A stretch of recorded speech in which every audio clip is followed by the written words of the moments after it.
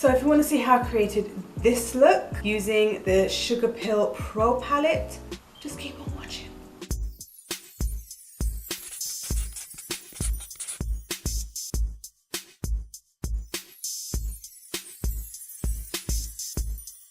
Hey guys, so today I'm going to be showing you the Sugarpill Pro Palette. This is the small version. They do have a 12-pan version as well. I got this from Beauty Bay and I got this palette quite a few months ago. I'm only now reviewing and showing it to you because I've now managed to fill the palette. Oh, it took me ages because with Beauty Bay, they don't have sales very often. When I first got the palette, I bought the palette by itself. Now I bought the palette with this shade here, which online looked like a purple, and this shade here, and then that was it. And then recently they had like a 10% off sale, so I got the other 4 shades. So I decided, you know what, now will be the best time to review it, to do a look with it, because now I have a complete palette. So as you can see, I went for a bunch of colorful shades. I didn't even pick a transition shade. The matte shades are 3.5 grams and the shimmer shades are 3 grams, and they're all cruelty free. It doesn't say on there that it's vegan, but it does say that it's cruelty free. Now the reason why I wanted to get this palette mainly was because of the packaging. I can't deny it, and I was really wanting to buy like the 12-pan, and I just remember thinking, I remember calculating how much it will cost for me to buy the 12-pan palette, how much it would be to, I remember calculating how much it would cost to buy the 12-pan palette and all 12-pan eyeshadows, and it was just kind of like a ridiculous amount, and I decided, you know, I'm just gonna leave it. And then a few months down the line, they brought out the mini version, and I was kind of like, you know what, I'm now gonna get it because now it's gonna be a lot more affordable. And I tend to buy things when it's on sale, or when there's a discount code going around, or free shipping, things like that. I would prefer to get a discount. So, and especially as I had never tried anything from Sugarpill before, I wanted to make sure that I'm gonna get a discount so that if I'm disappointed, it's not going to be that much of a problem. So I'm now going to show you the shades that I decided to get along with their names, and also I'm going to show you the swatches of the shades themselves. Now as you can see, these are quite on the patchy side, like some of the mattes are on the patchier side, and the shimmers, they're quite bright. They're coming off a little bit pale in this camera shot, and this green kind of looks a little bit more like silver, but it looks green in real life. Yeah, I was a little bit disappointed with the swatches. To be fair, I thought that they were going to be a lot brighter, simply because when I've seen people create looks with these shadows, or with Sugarpill shadows, like on their Instagram, they just look popping, bright, just like a Juvia's Place palette. Now I don't know if they use the Pro palette or not, but I know that they do have some of their Pro shades in single shades, like single compact like situations, rather than just the pan. I don't know if there's a difference between the formula in like with the Pro palette and the single compact. I would have thought that they would both be the same, if not the Pro being better because it's supposed to be Pro. But yeah, this was a little bit disappointing, and this was like, the swatches were probably on the same level as like a Morphe palette or something to that effect. I thought it was going to be a lot better, and considering that these are £8 each, £8, I expected them to be a lot better swatching than that. But the main thing that we're here for is to try it on the eyes and see whether or not they perform on the eyes. So I'm going to be doing a look, or trying to just like do something, because I did not buy any transition shade. So let's just see what happens. Okay, so I'm going to go in with this yellow here, and I have to say it is a bit on the dry side, like there's a lot of fallout right now. It's picked up quite well on the brush, and as you saw by the swatch, it wasn't as good.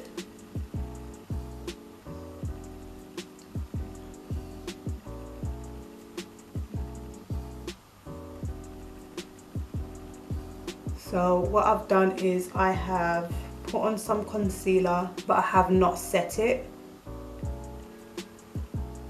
Okay, this is going on really well. But because it's swatched the way that it did, I know that I have to pack it on. If I was to just put it on like with a blending brush or something that's not a packing brush, this probably would not show up. Like, I'm just being real. I'm gonna do small circular movements just to blend out the edges. Okay, I don't know if you can see it, but it's like right here. It's like when I'm trying to pack on the color, it's not holding it. It's like, it's not holding it. It's like super patchy in that one area, and I'm just trying so hard just to lightly put the pigment in that area so that it's not as patchy. Okay, guess that's gonna have to do. I can't deny it is a bright color. Now I'm gonna go in with this red here. Same kind of situation. It's just a bit.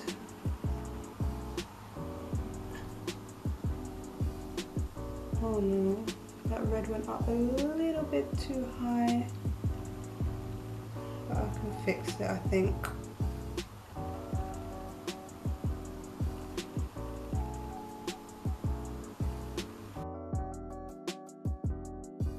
Now using that yellow, like just the leftover, I'm gonna blend the edges. I don't want to use the red one because then I can end up smearing the red where I don't want it to go, you know? So if I just use the rest of that yellow, the smearing will probably be a little bit more minimal. I must say the red and the yellow did come together really nicely. Going in with that yellow again, I'm going to just go here.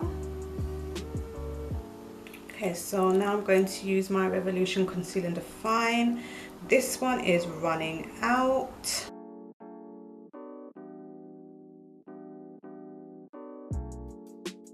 Okay, now put on some concealer. I'm going to use this shade here on a flat brush. Now I have to say, the shimmers are buttery. I'm going to just spritz it. I'm just going to go on top of where I put that concealer. Oh, that is just so pretty.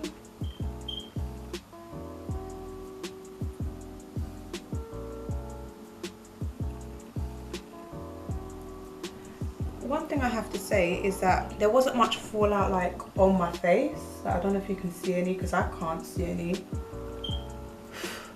I'm gonna go back in with that red brush. Okay, there is a bit of fallout now going on my face. I'm just gonna fix the edge of where some of that red got swept away. Yeah. It doesn't look as pink, like the shimmer doesn't look as pink now that it's on, but okay. Okay, so I've gone and I've done my other eye and I've used the other 3 colors. So I used the blue, I used the purple, and I used the green. I guess my overall thoughts on the Sugarpill Pro Palette. So I think that they don't swatch that good, but I do think that they perform good if you pack them on the eyelid with a concealed eye that hasn't been set with powder. There was a little bit of fallout. Oh, my lash. There was a little bit of fallout just on my nose, but I was able to go in with a little bit of foundation and just pat in a little bit of foundation on my nose where there was a little bit of fallout. But I've experienced worse fallout with other palettes, so this I don't feel like it has like loads of fallout, and the majority of the fallout was from the shimmer shades rather than the matte shades. As you saw, I was like literally packing it on so carefully, so the chance of having fallout was really minimal. They blended together really well, especially this yellow into the red, but I did lose a little bit of red there. Like I think it was a lot more pigmented and vibrant in the crease, but I think in the crease I lost a little bit of it, and in these shades here they were just like, I think it's because they're darker colors, they just tended to like pigment stayed a lot better with this section here. Overall, I'm not as disappointed as I thought I was going to be. I thought that, considering the swatches, I thought that they were going to perform the way that they swatched, and they didn't. Like, this is a bright look, so this is why I guess the people on Instagram that they feature, they come out with looks which are really, really bright, and I guess it is because they probably have to pack on that shadow. If I was to use a blending brush and just try to sweep it on, it probably wouldn't work at all. I do think that, considering it is worth it, the shadows are £8 each. Do I think that they're worth the £8? I mean, I could get a Juvia's Place palette, which is a lot, where the quality is probably a little bit better. I can get a Juvia's Place palette for about £20, and I'm paying about £16 just for 2 shades. Ooh. So these are a bit more expensive than the Juvia's shadows, but these are still good. Like, if I was to say like Juvia's doesn't exist, I would say these are good shadows. Like, they're good shadows even though Juvia's do exist. These are good shadows. It's just that I think that Juvia's can do it a little bit better with a better price. So I would say to you, if it was between this and Juvia's, I would say go for Juvia's. But these are good shadows on their own anyway. Like, these are still good shadows. I'm not going to say that they're bad, because they're not, but it's just that they don't swatch very good. But who cares about the swatches